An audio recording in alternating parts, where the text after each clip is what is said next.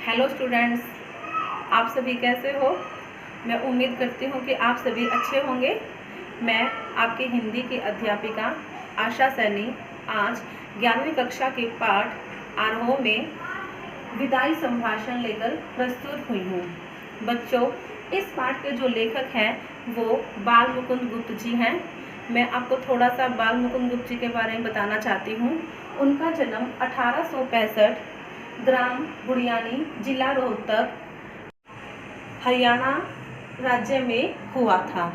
उनकी मृत्यु 1907 में हुई थी। बच्चों, हर पाठ को पढ़ाने के पीछे कोई न कोई उद्देश्य अवश्य होता है। तो मेरा इस पाठ को पढ़ाने के पीछे उद्देश्य यह है कि हमारे भारत में जो लॉर्ड कर्जन आए थे, जो 2 बार भारत के वायसराय बनकर रहे, उनके बारे में, उनके व्यक्तित्व के बारे में आप बच्चों को बताना। लॉर्ड कर्जन 1899 से 1904 एवं 1904 से 1905 तक 2 बार भारत के वायसराय रहे के शासन में भारतीयों की स्थिति का खुलासा करता है। कहने को उनके शासनकाल में विकास के बहुत सारे कार्य हुए, नए नए आयोग बनाए गए, किंतु उन सब का उद्देश्य शासन में गौरों का साम्राज्य स्थापित करना एवं साथ ही इस देश के संसाधनों का अंग्रेजों के हित में उपयोग करना था। उन्होंने प्रेस की स्वतंत्रता पर भी प्रतिबंध लगा दिया था। काउंसिल में मनपसंद अंग्रेज सदस्य नियुक्त करवाने के मुद्दे पर उन्हें देश विदेश दोनों जगहों पर नीचा देखना पड़ा। गुस्से में आकर उन्होंने अपना इस्तीफा दे दिया और वापस इंग्लैंड चले गए। बच्चों, इस पाठ में भारतीयों की बेबसी, दुख एवं लाचारी को व्यंग्यात्मक ढंग से लॉर्ड कर्जन की लाचारी से जोड़ने की कोशिश की गई है। शासन के आतताई रूप से हर किसी को कष्ट होता है, चाहे वह सामान्य जनता हो या फिर लॉर्ड कर्जन जैसा वायसराय। बच्चों, इस पाठ को अच्छी तरह समझाने के लिए मैंने इस पाठ को कई अंशों में विभक्त किया है। सबसे पहले जो हमारा पहला अंश है वो है विदाई का कारुणिक क्षण। बच्चों, जैसा कि आपको पता है कि लॉर्ड कर्जन हमारे भारत में 2 बार वायसराय बनकर आए थे, लेकिन जब वो दूसरी बार भारत में वायसराय बनकर आए तो लोग उनसे खुश न थे। वो तो यही चाहते थे कि वो यहाँ से चले जाए और उनके जाने की प्रार्थना कर रहे थे। लेकिन जब आप यानी कि लॉर्ड कर्जन जब इस देश को छोड़कर गए, तब भारतीयों के मन की स्थिति बहुत ही कारुणिक थी। इस अंश को समझाने के लिए लेखक ने शिव शंभू नामक पात्र है, उसकी 2 गायों का उदाहरण दिया है। शिव शंभू के पास 2 गायें थी। एक गाय बलवान गाय थी और दूसरी कमजोर गाय। बलवान गाय हमेशा कमजोर गाय को टक्कर मारती रहती थी। इससे दुखी होकर शिव शंभू ने अपनी बलवान गाय को एक पुरोहित को बेच दिया। इससे जो कमजोर गाय थी वह दुखी तथा उदास रहने लगी, यहाँ तक कि उसने चारा भी खाना पीना छोड़ दिया।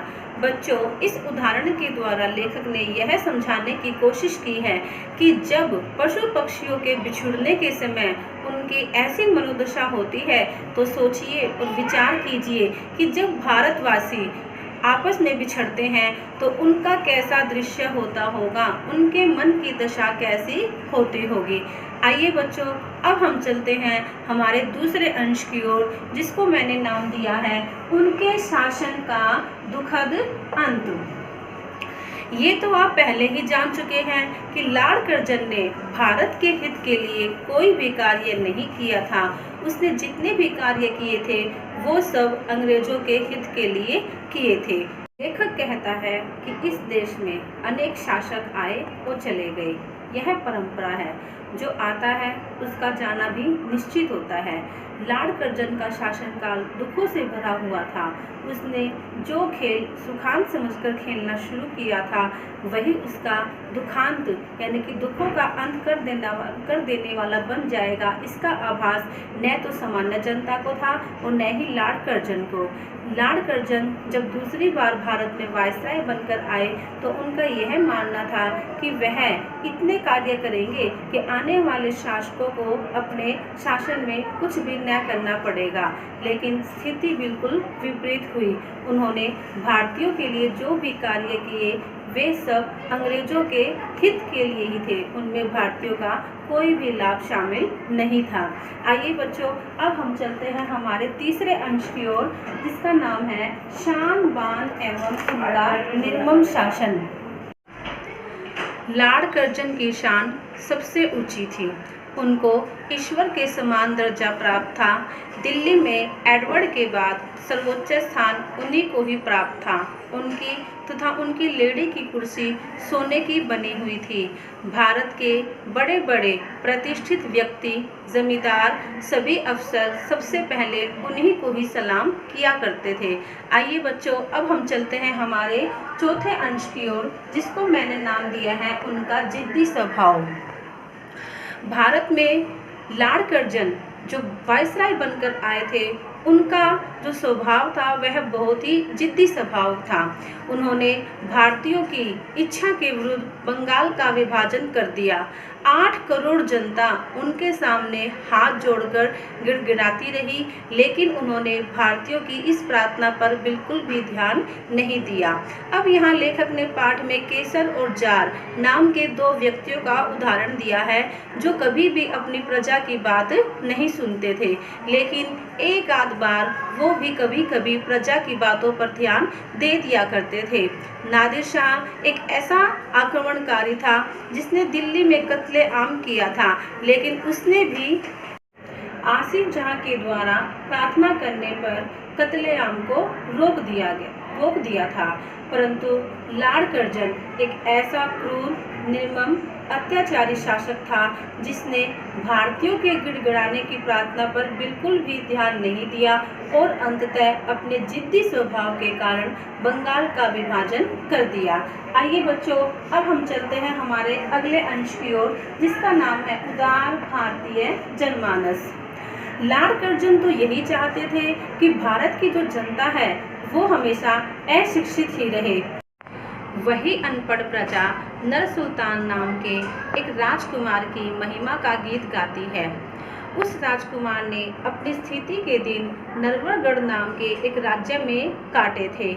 वहीं उसने चौकीदार से लेकर ऊंचे पद तक के अनेक कार्य किए। उसने विदाई के समय नरवरगढ़ की प्रजा को संबोधित किया और उनसे कहा कि हे नरवरगढ़, मैंने अपनी विपत्ति के दिन यहाँ काटे हैं। विदाई के समय उस सुल्तान ने हाथ जोड़कर वहाँ की जनता का, वहाँ की भूमि का अभिवादन किया और श्रद्धापूर्वक प्रणाम किया।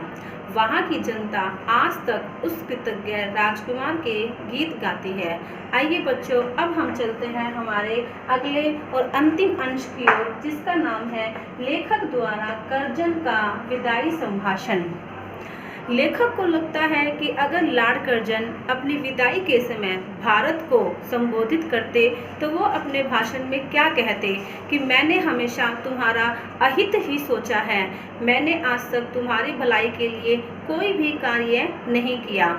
क्या लॉर्ड कर्जन में इतनी उदारता है कि वह जाते समय भारतीयों को संबोधित कर सके? लेकिन लेखक कहता है कि लॉर्ड कर्जन में इतनी उदारता नहीं है कि वो जाते समय भारतीयों को ऐसे शब्दों से संबोधित करे। अगर वो ऐसा करते भी है तो यहाँ की प्रजा में इतनी उदारता है कि वो उन्हें उनकी गलतियों के लिए क्षमा भी कर सकती है। तो इस पाठ का जो सार था वो यह था कि लॉर्ड कर्जन के बारे में बताना कि किस तरह उन्होंने भारत पर शासन किया। वो 2 बार भारत के वायसराय बनकर जरूर आए, लेकिन उन्होंने भारतीयों के हित के लिए कोई भी कार्य नहीं किया था। हाँ, उन्होंने भारतीयों को चोट पहुंचाने के लिए बंगाल विभाजन अवश्य कर दिया था। धन्यवाद।